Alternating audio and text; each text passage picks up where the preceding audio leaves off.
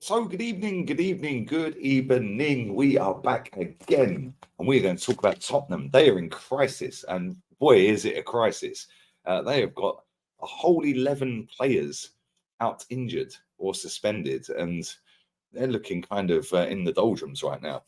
But they travel to Manchester City next. Manchester City.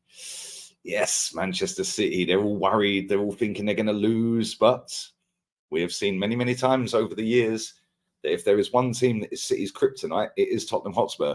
Out of all the clubs in the Premier League, for some reason, they tend to get a result. But anyway, I'm sat in my smoking jacket, looking forward to watching some Champions League football tonight. Hopefully, we're going to see a better performance than at the weekend. Maybe the celebration police will be out in force again, but it is what it is. Make sure you are smashing the like button up on the video, people. Make sure you are subscribed as well. Leave your comments and supers down below, and make sure you do tune into my watch along 7 p.m. UK time. I will be live on the other channel, League Gunner, and fan cams, player ratings, all of that good content coming tonight. Me, Ola, Matty going live. No North Side tonight. My son had to go home back to England, but make sure you do subscribe to all of the lads as well. But anyway, let's get into talking about this Tottenham crisis. Spurs were already without 11 players for the Villa game, and they were even forced to play with 4 fullbacks in a defensive line. Postecoglou's men are now even more short-handed as they look to turn around the 3-game slide. Ange Postecoglou said, it is just a situation, mate, that we're in at the moment, but we'll get through it. That good Aussie accent? It might take a while, mate. But we'll get through it. Oh dear. We'll get through it. And as long as we show the same intent to play football as we did today, this is obviously speaking after the Villa game, I've got no doubt we'll come out the other side and we'll be a very good football team. Even Perisic is obviously out with a knee injury. Not that he's going to get much game time, even if he's fit. And this is the thing, right? This 11 players are injured. Yeah, whilst it sounds amazing, oh my God, Tottenham have got 11 players out injured. What are they going to do? Yeah, half of these players, let me read some of these players out. Right, half of these players ain't even going to get a game anyway. Yeah, even Perisic, he ain't going to get much game time. He's out of a knee injury. Van der Ven is obviously a big one for them because he's been absolutely flawless since he got in the Premier League. He's really impressed me. As I've never seen him play before, and if I have, I can't remember it. Obviously, Madders, he's out until mid-Jan, as well as Van der Ven. They're both out till mid-Jan. They're the big ones, really. Ryan Sessegnon, I mean, is he going to get much game time? Probably not. Manor Solomon, okay, cool. They signed him in the summer, but he's out till the new year. Again, where does he fit into that team? Yes, he could maybe come on as a sub for Kulusevski potentially, but again, I don't see him starting many games, especially when Tottenham have only really got 1 game a week as well. The Pigeon, that's no real big loss, if I'm being honest, because he's trash. He's going to be around December time, end of mid-December maybe. Romero and Basuma are obviously suspended. So, like, when you actually deep it, like their actual injury list, yeah, cool, they've got injuries, right? They have got injuries, of course they have, yeah. But let's just deep this, yeah.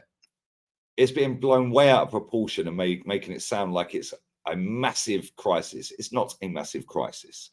The only reason it looks like a massive crisis is because Bentancur's now out, Madders is out, yeah, and Van der Ven is out. Yeah, they're the only 3 really. Yeah, they're the only 3. Yeah, Richarlison's no good. Yeah, and maybe what I think Pape Sarr, he's currently being assessed according to this website I'm on. Yeah, he's 50-50 to make it for the next game. So potentially he could be out. But when you're actually looking at the players that are on this list, yeah, like I said, it's not as deep as they're saying it is. Yeah, Romero's suspended. Yeah, Basuma's suspended. Basuma's back for the next game. Yeah, so that's 1 player out of the 11 that can come back in. Pape Sarr might be available. He's 50-50 according to this. Now, what's this website I'm on? Premierinjuries.com even. Yeah. So Pape Sarr could be back. Basuma will be back. And Romero's back on the 7th of December. So he's back in what, just over a week. So he's game is the next game, but he'll be back for the one after that. So The only reason this looks like a massive, massive problem is because they've got Maddison out, Van der Ven out, and Bentancur. But Bentancur hardly played anyway. He's only just come back in and now he's out. So you can take him out as well. Yeah, Perisic irrelevant. Totally irrelevant. Bentancur, I'm not even counting. Yeah, he's a top player. I really like Bentancur, actually. I think he's a very good player. But the only real ones there that are of any real massive major concern to Tottenham are Van der Ven and Maddison. They're the only ones. Yeah, Romero and Basuma are suspended. And when you get 4 of your starting 11 out with the suspensions, of course, you're going to have a big drop down here if they're your top players, and they are their top players, all 4 of them. They're their 4 best players. Yeah, maybe you could put Son in there, but come on, he's not been great the last few games over the course of the season. Yes, goals tally so far. Yeah, he's up there, of course he is, but he's badly missing Maddison. Badly missing Maddison. He's been awful, man. Like against Wolves, he was shocking. The last game, he was shocking. Yeah, he's been very, very poor in the last 2 or 3 games. But the injury crisis isn't really a crisis, is it? It's just they've got 2 players that are suspended, and then they've got 2 players that were their best players. That's it. The rest of them, I mean, who's this guy? Whiteman. Alfie Whiteman. I mean, do we know who he is? Alfie Whiteman. I mean, Richarlison, like I said, no drama. He's crap.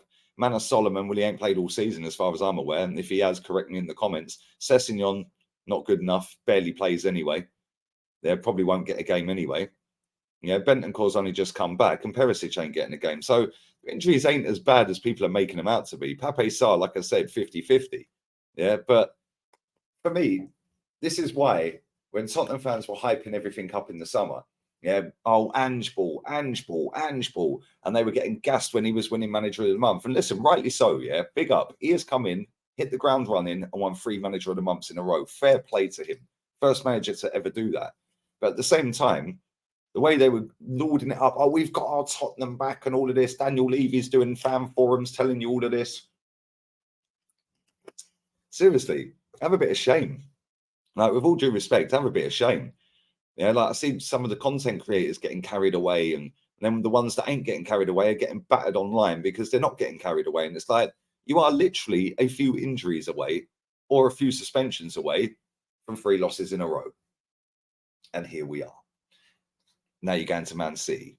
And this is the problem with football. People get so hyped so quickly. Just chill, man.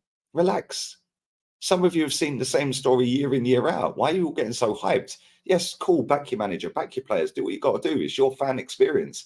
But at the same time, have a bit of sense with it, a bit of nous with it. If James Maddison's injured, you know you ain't got nothing coming in. Yeah, if Romero gets injured, you know you've not got a suitable backup or suspension. Yeah, Van der Ven. Unfortunately, you got them both at the same time. But this is why, when everyone was screaming, dancing, jumping up and down with the party poppers out, that we've got our Tottenham back, you should have all been demanding Daniel Levy to spend more money in the summer. Because that squad was light. And as soon as you got a few injuries to key players, and you've only really got 2 players out injured, like the first team week in, week out, Van der Ven and Maddison. Like I said, Sarr, I don't know, unless this has changed when I'm recording it, he's 50-50. So now adding Basuma and Romero suspensions, now it is an issue, isn't it? And it's just so happened that it's all happened at the same time, which in a way is probably going to benefit Tottenham, because if you have them all out at the same time, you can have your bad patch. Then you get them all back in, and then you can go back onto what you were doing. The one thing I'll say, though, you should have been demanding more from your ownership, because you knew your squad was light. You're looking at the bench and you're thinking, boy, this squad ain't good.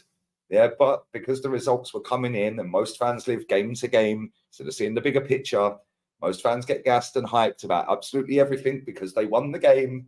Doesn't matter about anything else. We won the game. Yeah, don't worry about how poor the performance was. Don't worry about any of this. We won the game. Yeah, don't worry about the ones before that. We won this one. Yeah, and that is so blind, like sighted. Yeah, like the blinkers are on with football fans in this era. And it's like anyone who goes against that just gets hammered.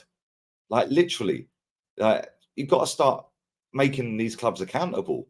Like if you're a Tottenham fan, you should be demanding signings in January. Yeah, you ain't spent all that Kane money. And even if you have spent that K money, Tottenham are not skint. Tottenham have got a bigger turnover than Bayern Munich.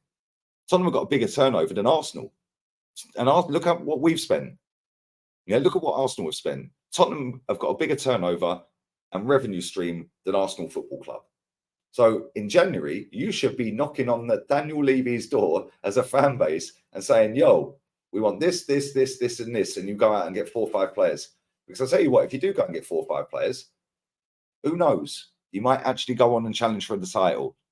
If you don't, you fall short when you get in the top 4. But then you do it again in the summer. Hello, Daniel. We want another 6 players, mate. Hello, mate. Another 6 players. And you do it again. Then you're in the title race. And then at the end of that, if you don't win it, you sack him and go and get someone who can. Yeah, this is accountability, people. But it is what it is. Let me know what you guys think, whether you're Spurs or not. Leave it in the comments section. I don't think they've got a massive injury crisis. I just think they've got 2 of their best players out suspended, and I think they've got 2 of their best players out injured. Yes, Bentancur. Yes, potentially Sarr. But Bentancur's hardly kicked ball all season anyway. So is what it is. Let me know your thoughts on that. Leave it in the comment section down below, people. Don't forget, smash the likes up, subscribe, and I will be back for the watch along 7 p.m. UK time. I think Man United are playing now, actually. So, yeah, literally, they must have just kicked off. So yeah, I'm going to sit and watch that. I'm going to do a 10 in 10 with Sava. Sava, football heritage, Tottenham fan. So I'm going to do a 10 in 10 with him quickly, and I'll be having the Man United game on in front of me, and then I'll be sat here for the whole evening watching the Asna with the fan police out, monitoring whether I celebrate or not. And if I don't, then I'll probably be trending for 3 days, #1 in England again. Good one. Anyway, what is wrong with this lot? Have a wonderful evening. Make sure you subscribe. Adios, amigos. Ciao for now. Laters.